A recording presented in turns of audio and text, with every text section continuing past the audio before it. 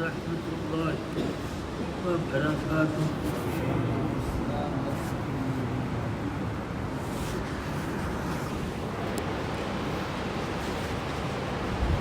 نحمده ونصلي ونسلم على رسوله الكريم.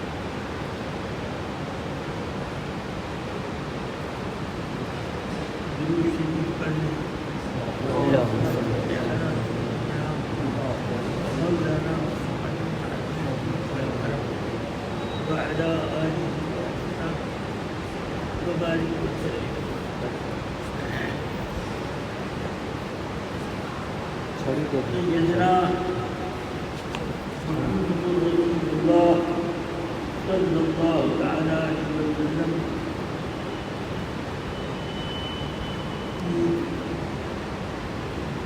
تشریف آوری کے لیے تاریخ چل رہی ہے آنے والی. اسی مناسبت سے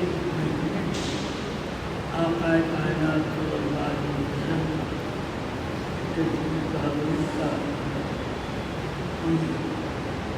طرح طرح سے لوگ خوشی مناتے ہیں اور اس کے الگ الگ انداز ہوتے ہیں. کچھ لوگ کھانا تقسیم کرتے ہیں، لوگ میلاد شریف پڑھ کر ڈرامہ ہوتا ہے وغیرہ وغیرہ. یہ سب اللہ کے رسول صلی اللہ علیہ وسلم آمد کے سلسلے میں امور مستحبہ ہیں. یہ اللہ اور رسول کو پسند ہے اور اس کا جواب دیتا ہے. آقا کائنات رسول اکرم صلی اللہ علیہ وسلم نے خود اپنا میلاد مبارک بیان کیا. مشکات شریف نے ایک حدیث شرح السنہ کے حوالے سے نقل کی کہ رسول پاک صلی اللہ علیہ وسلم نے اپنے صحابہ کو مخاطب کر کے فرمایا: انا اذا ولدت فی امي رأت نورا اضاء لها بشورى بشرى والشام. میں وہ ہوں کہ جب میری والدہ نے مجھ کو جنا تو اس وقت ایک روشنی ایسی نمودار تھی کہ میری والدہ نے شام اور بصرہ کے شاہی محلات کی دیکھی. یہ میلاد مبارک کا بیان ہے. لوگ کہتے ہیں کہ آپ تو گھنٹہ بھر میلاد بیان کرتے ہیں، اور یہ تو جو لفظوں میں سرکار نے بیان کیا میں کہتا ہوں کوئی ناجائز ہوگی، وہ تھوڑی بھی ناجائز ہوگی اور زیادہ بھی ناجائز. اور اگر میلاد مقدس کا بیان کرنا ایسا ہی تھا تو پھر رسول پاک نے اپنی آمد کا ذکر کیا اور اس کے ساتھ ایک خرق عادت کا بھی ذکر کیا. سب دنیا میں جلنے والی عورتیں پیدائش کرتی ہیں اور بچے ان کے جلتے ہیں، مگر اس وقت پیدائش ہوتی ہے اس کو تکلیف اور شدت کا درد ایسا ہوتا ہے کہ آپ کے سامنے اندھیرا لکھا جاتا ہے، مگر میرے آقا تشریف لائے تو اندھیرا نہیں ہوگا، اجالا میرا وہ بھی ایسا اجالا کہ جو ایک دو میل تک نہیں بلکہ سینکڑوں میل دور ہے. ملک شام اور بصرہ اور وہاں کے شاہی محلات مشاہدہ کر رہے ہیں. درمیان میں کتنے پہاڑ ہیں، درمیان میں مکے اور شام کے درمیان کتنے جنگلات ہیں اور کتنی وادیاں ہیں، دوری الگ ہے، تو اس اعتبار سے تو نظر نہیں آنا چاہتے، مگر سارا اس نور نے سارے حجاب کو الگ کر دیا، اور یہ نور سب رکاوٹوں کو چیرتا ہوا شاید وہاں سورج اترا و شام کا نظارہ کرا رہا ہے۔ یہ ہے تو اس سے ایک بات یہ سمجھ میں آئی کہ میلاد مبارک کا ذکر جائز کچھ نہیں، بلکہ رسول پاک نے خود بیان کیا تو یہ سنت ہے، میں سنت موقدہ تو نہیں کہتا مگر سنت کو بس۔ اب یہ بھی معلوم ہوا کہ رسول پاک کا ذکر میلاد ہوگا تو اس میں آپ کے کمالات کا یہ نہیں کہ فلانے کے گھر بلوا پیدا ہوا ہے، یہ ایسے نہیں، بلکہ آقا کائنات تشریف لائے، اندھیرا کے بجائے اجالا پھیلا، اور کہاں سے کہاں تک اجالا پھیل گیا۔ روایتوں میں یہ بھی آیا کہ قیصر اور کسریٰ کے شاہی محلات کے کمرے گر گئے تھے، رسول پاک صلی اللہ علیہ وسلم نے اس کو بیان نہیں کیا۔ حضرت سیدنا ابو بکر صدیق رضی اللہ عنہ یہ اس طرح پر ایک آدمی کی روایت ہے کہ کسی سفر میں ایک آدمی سے ملاقات کی تو اس نے اس بات کا گزارا کیا کہ کسریٰ یہ قیصر و کسریٰ کے شاہی محلات کے کمرے گر رہے ہیں، آخری نبی آنے والے تھے جو آ گئے۔ تو حضرت ابو بکر صدیق رضی اللہ تعالیٰ نے اور بتایا بہرحال مجھے یہ کہنا ہے کہ رسول پاک صلی اللہ علیہ وسلم کا ذکر میلاد اسی شان سے ہونا چاہیے۔ کچھ لوگ یہ کہتے ہیں اس میلاد میں بہت خرچ ہوتا ہے، یہ ہوتا ہے، اس کو آپ ایسے خرچ نہ کریں بلکہ اس میں کچھ فقیروں غریبوں کو کھانا کھلائیں، پڑوسیوں کو مدد کریں۔ تو میں کہتا ہوں کٹوتی کرنے کا یہ طریقہ یہ انداز اس بات کی طرف اشارہ کر رہا ہے کہ یہ آپ کی نظر میں اہمیت نہیں رکھتی بمقابلہ ان فقراء کی مدد کرنے کی۔ ہاں میں یہ کہتا ہوں کہ آدمی ہزاروں روپے بیکار کاموں میں یا ناجائز کاموں میں صرف کرواتا ہے، تو نہیں اس کی بات نظر گئی اس کو بیان کریں کہ یہ سب یہ وہ ہوتا ہے، تم اپنے پڑوسیوں کو دیکھو اور اپنے محلے کے لوگوں کو دیکھو، ان کی مدد میں وہ خرچ کراؤ، نہ یہ کہ تم موبائل میں اور کچھ چوتھر کھیلنے میں، شطرنج میں، اس میں بلکہ اس سے تم اللہ کے بندوں کی مدد کرو تاکہ تمہیں بجائے گناہ کے ایک ثواب اور قرب الہی یہ ہونا چاہیے۔ بہرحال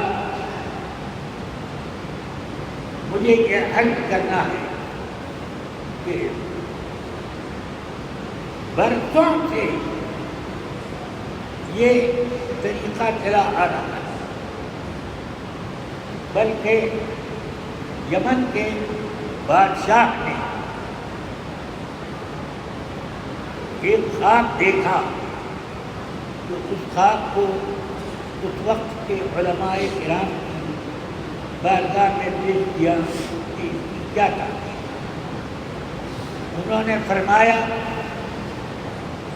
یہ تو اشارہ ہے اس زمین کا جس کو یثرب کہتے ہیں، کھجور کے باغات پہنچتے ہیں، وہاں وہ آخری نبی آنے والے ہیں۔ تو یہ انتخاب کی بنیاد پر یمن کے بادشاہ نے 10 علماء جید علماء کو وہاں بھیجا کہ جائیے آپ لوگ وہاں قیام کیجیے۔ جب وہ آئیں تو میری طرف سے بارگاہ میں نذرانہ سلام پیش کرتے اور اس کے ساتھ ساتھ مجھے خبر دیں تاکہ میں ان کی قبول میں آتی۔ یہ کتنے زمانے پہلے یہ خواب دیکھا، پھر وہاں پر 10-12 علماء کرام، بڑے بڑے جید علماء کرام بھیجے گئے اور وہ مدینہ پاک میں رہائش پذیر ہوئے۔ ان میں ایک ابو ایوب انصاری رضی اللہ تعالی عنہ انہیں نے 10 میں سے ایک نسل میں حاضر رسول پاک صلی اللہ علیہ وسلم کی انہوں نے تصدیق کی، اور مینا میں جب میرے آقا صلی اللہ علیہ وسلم ہجرت نہیں کی تھی، مکے میں رہ گئے تھے، تو اس وقت مینا میں آ کر ابو ایوب انصاری نے بیعت کی۔ رسول پاک دست مبارک 2 مرتبہ وقت آیا اور دونوں میں حضرت ابو ایوب انصاری شریف ہے۔ جب آقا کائنات صلی اللہ علیہ وسلم ہجرت کر کے مکے سے قبا پہنچے تو اب قبا میں آپ نے 7 روز یا 14 روز یا 24 یہ 3 روایتیں حدیث کی کتابوں میں ملتی ہیں، وہاں پر قیام کیا، 7 روز قیام کیا یا 14 روز قیام کیا یا 24 روز قیام، جو بھی آقا کائنات نے وہاں قیام کیا۔ بخاری شریف میں ہے کہ رسول پاک صلی اللہ علیہ وسلم ایک روز بنو نجار کے خاندان میں، یہ بنو نجار خاندان کے سردار تھے ابو ایوب انصاری، ان کو پیغام بھیجا کہ بنو نجار کے لوگ آئیں اور مجھے مدینے میں لے کر چلیں، اپنے گھروں کو لے چلیں۔ بخاری شریف میں ذکر ہے کہ بنو نجار اور ان دوسرے قبیلوں کے لوگ تلواریں حمائل کر کے باقاعدہ جو ڈوب گیا صف لگا کر وہاں پہنچے اور آقا کائنات کو جلوس لگا کر جلوس کے ساتھ لے کر آئے۔ اب اس سے معلوم ہوا کہ مدینہ شریف کے بارے میں یہ روایت رہی ہے کہ ہجرت کے بعد رسول پاک کا قدوم محمد الجون جو مدینہ پاک میں ہوا وہ 12 ربیع الاول اور وہ روز پیر کا دن تھا۔ تو اب اس سے پتہ چلا کہ 12 ربیع الاول ایک شہر سے دوسرے شہر میں میرے آقا تشریف لا رہے ہیں تو اس کا جلوس نکلا اور آقا کائنات نے کسی کو منع نہ کیا۔ اور اسی طرح جیسے بادشاہ آتا ہے تو اس کے ارد گرد تلواریں اور بندوقیں وغیرہ کوئی بڑا ہاتھ میں آئے تو اس طرح سے کا انتظام ہوتا ہے۔ اگر کوئی جب کرنا ہو مگر اہتمام شان یہ ہوتا ہے. تو اس طرح آقا کائنات صلی اللہ علیہ وسلم کے لیے یہ سب طریقہ اپنایا گیا. میرے آقا نے انکار نہ کیا کہ کھانا تم لوگ دو ایک آدمی آ گئے لے کے چلتے مجھ کو میرے لے چلنے کے لیے ضرورت کیوں نہیں کھانا. میرے آقا نے یہ نہیں کہا بلکہ یہ بھی ملتا ہے دوسری روایتوں میں جو بخاری شریف میں ہے ہاں کہ چھوٹی چھوٹی بچیاں اپنے گھروں سے نکل آئی اور بنو نجار کی رہنو بنا دو بنی نجار اس طرح پڑھ کے معلوم ہوا کہ جلوس میں پڑھنا کی یہ ایک طریقہ صحابہ کرام کا رہا اور لوگ آقا کائنات کو لے کر کے مدینہ طیبہ حاضر ہوئے. جس گھر کے دروازے سے سواری گزرتی وہ آدمی بہت منت سماجت کرتا کہ یا رسول اللہ میرے تو اتر جائے یہ اس کو برکت عطا کرے. فرماتے سب لوگ یہی فرمائش کرتے اننا قد امیرت میری امتی کو اللہ کی طرف سے حکم مل گیا ہے جہاں مجھے اترنا ہوگا وہی یہ مجھ سے بیٹھ جائے. ابو ایوب انصاری کا گھر کتنے گھروں کے بعد آیا. ان کا گھر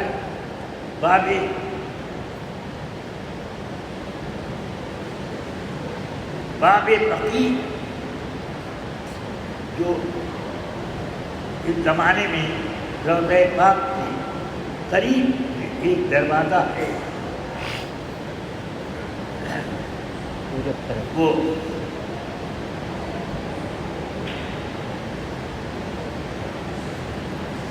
پورب طرف جو دروازہ ہے اس دروازے کے بالکل سامنے میں نے حضرت ابو ایوب انصاری کا مکان اس وقت دیکھا تھا جب میں 1966 میں مدینہ طیبہ حاضر ہوا.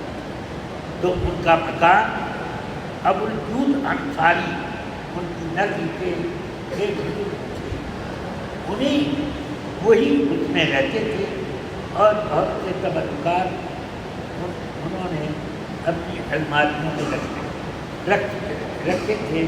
لوگ جاتے اور اس کا معائنہ کر کے برکتیں اٹھاتے. مجھے بھی شوق ہوا کہ کہیں لمبا تو جانا نہیں ہے یہ روضہ پاک سے نکلیں گے اور نکلنے کے بعد ہی ان کا 5-10 قدم پر مکان پر جاتا جتنا ہی فاصلہ جیسے یہاں سے وہ کھڑا بس اتنا فاصلہ روضہ پاک سے. تو اب وہاں تک پہنچنے میں کیا جانا تھا.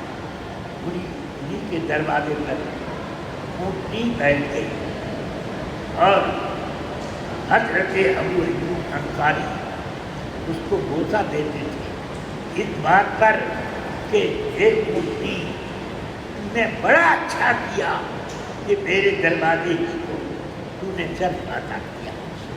سرکار تشریف لائے ان کے بہرحال خون منانا جلوس نکالنا اور کچھ وقت کچھ خرچ کرنا یہ سب صحابہ کرام کا طریقہ. یہ الگ بات ہے کہ اس زمانے کے جو رسم و رواج تھے اس طریقے سے اور آج ہمارے پاس بہت سامان معیشت افراط ہو گیا. اب اس اعتبار سے ہم کو منانا چاہیے. اللہ تبارک و تعالیٰ ہم سب کو خیرات عطا فرمائے اور آقا کائنات صلی اللہ علیہ وسلم کا احسان مند ہمیں ہونا چاہیے کہ آپ تشریف لائے اور ہم کو اپنی غلامی میں قبول فرمائے. وصلی اللہ تعالی علی النبی الکریم وآلہ وصحبہ اجمعین.